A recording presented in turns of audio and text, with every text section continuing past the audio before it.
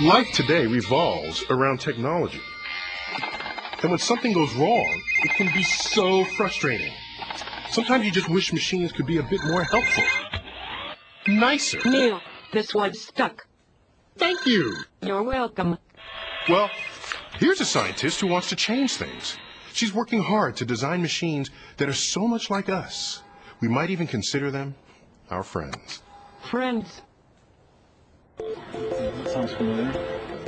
This is Leonardo. And today is his annual checkup. Or maybe I should say tune-up. A little of both. It's kind of both. It's a checkup and a tune-up, yeah. You see, Leonardo is a robot. So, But the engineer who designed him thinks of him as much more than a machine. do we have the tongue again? Where's Jesse? Jesse? Cynthia Breazeal Oh, it is, okay. thinks of him as a creature. And it's the nose wrinkle? It's ready to go. Okay, cool. That's because when Leonardo's been put back together and has his fur coat on, he's what you call a sociable robot. Hello, Leo. Can you hear me?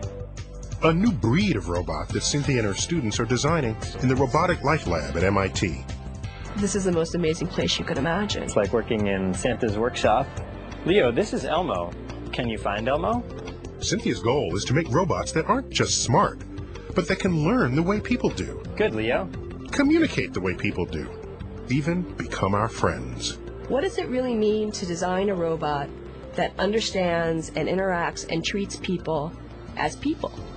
If anyone can answer this question, it'll be Cynthia Breazeal.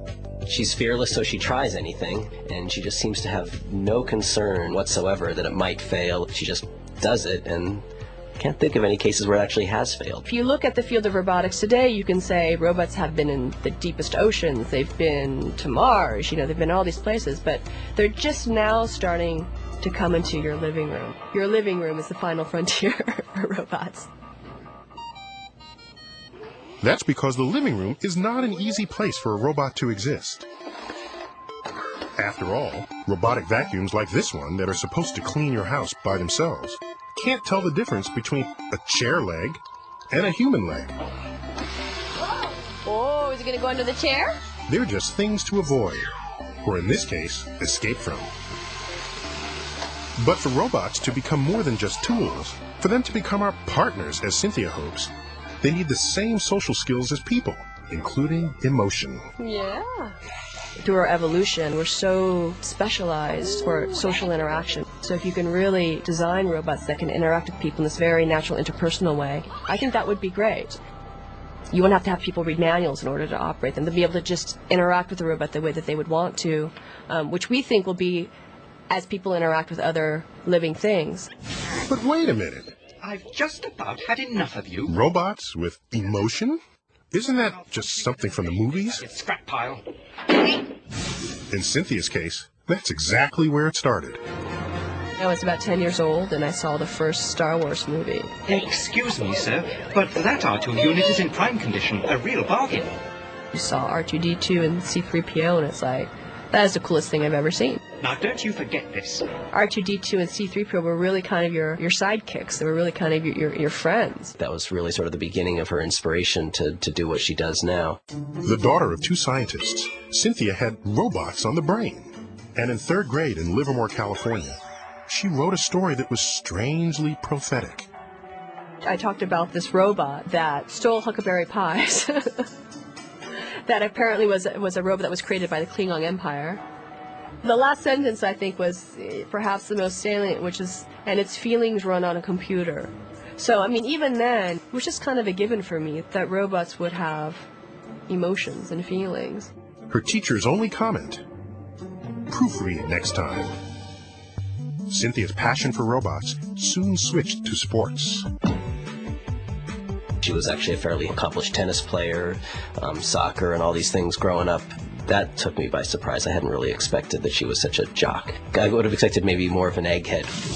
Well, she did wind up at MIT, where she studied electrical engineering and computer science with Rodney Brooks, who was designing robots inspired by living, breathing creatures. Cynthia came to my lab just a little while after we'd started building robots based on insects. And I thought, if we are ever going to see those robots that we saw in Star Wars in the real world, it's going to start in a place like this. With Brooks, she built a robotic bug named Attila, and then moved up the food chain to working on a humanoid robot called Cog, who was strangely adept at playing with slinkies. When we first thought about Cog, we thought about the all-intelligent robot that was going to be able to manipulate the world and do things. We weren't thinking about how it was really going to interact with people. But Cynthia wanted to make a robot you can relate to, a robot that would learn because people would want to teach it.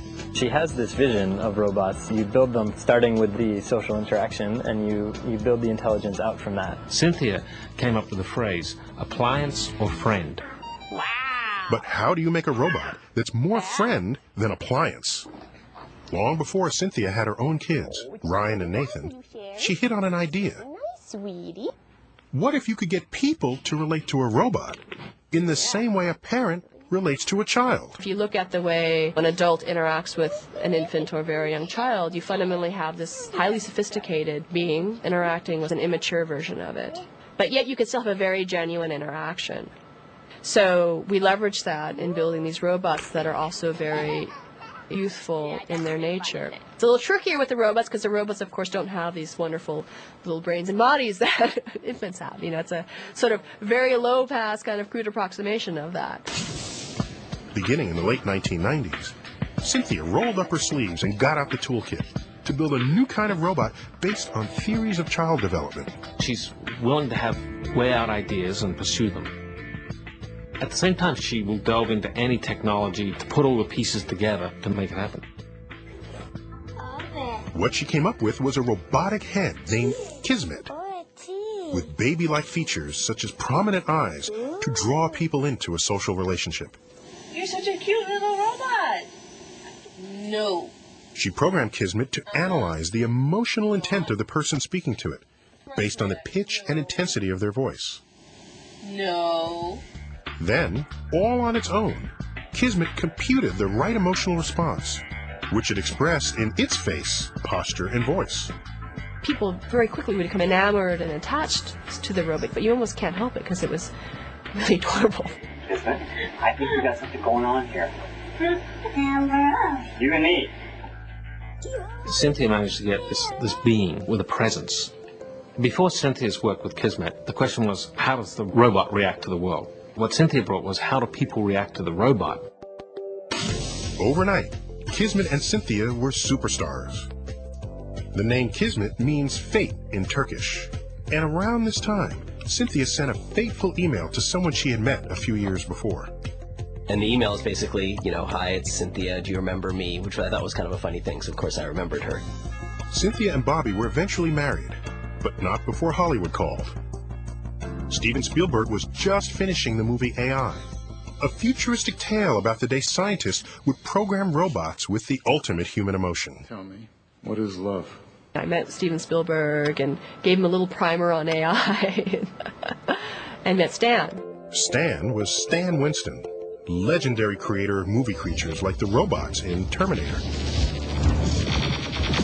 He had made all the robots for AI, including a bear that befriends humans and has emotions. His name is Teddy. I told Stan that we should build Teddy, but we should really build Teddy. I am not a toy. The result of their collaboration was the robot called Leonardo. Of course, it's after Leonardo da Vinci, not Leonardo DiCaprio, which some people ask me. It's a $1 million creature with a body by Stan and brains by Cynthia. Stan Winston hopes to use sociable robots in movies someday. But for now, Cynthia and her students are using Leonardo to explore how robots can learn and communicate with people in everyday situations. Leo, this is Cookie Monster. Leo, can you find Cookie Monster? To create a lifelike face-to-face interaction with people, software allows Leo to track the head of the person speaking to him. Then he stores the name and color and shape of the object in his memory. Very good, Leo. Leo, this is Elmo. Can you find Elmo? Leo can also use what he learns to think for himself. When Matt tries to trick him, can you find Elmo? Leo catches on quickly, responding with a shrug and even a puzzled look. Cynthia believes this kind of natural communication between people and machines is essential for robots to become part of our daily lives. Cynthia is one of the best people in the world in terms of human-robot interaction, and really understanding that it's much more than just a person pressing buttons on a machine, but really having the machine be engaging and improving that overall interaction. The team's latest robot is a teddy bear called the Huggable. Inspired by pet therapy, it may one day act as a companion for kids in the hospital, as well as assist their caregivers. Nice and silky smooth. With skin that's sensitive to touch and temperature, it's designed for physical, full-body interaction with humans. This guy has a motion classifier in him, which means he knows how he's being moved. So I can do some stuff like bouncing him, and you can see on the screen how he's responding. Pretty psyched about that. He can also respond to, if I want to be kind of evil, maybe some shaking. And I made him sad. That was mean. When he's used in hospitals, if a kid were to shake him like I just did, the nurse's station could get a little message saying, you may want to check in on room 44. And then the last thing this guy will do is if I put him down, he knows he's not moving anymore, and so he's going to respond by saying goodbye. Yep, bye-bye. Ooh, you got some fancy moves there. But will we ever have an interaction with a robot that's as genuine as this?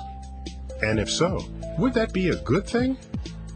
If I really didn't believe that we would have better living with robots, that robots could really be a technology that enhanced and complemented our lives, like, I mean, the way that, same reason we create any other technology, I certainly wouldn't be doing it.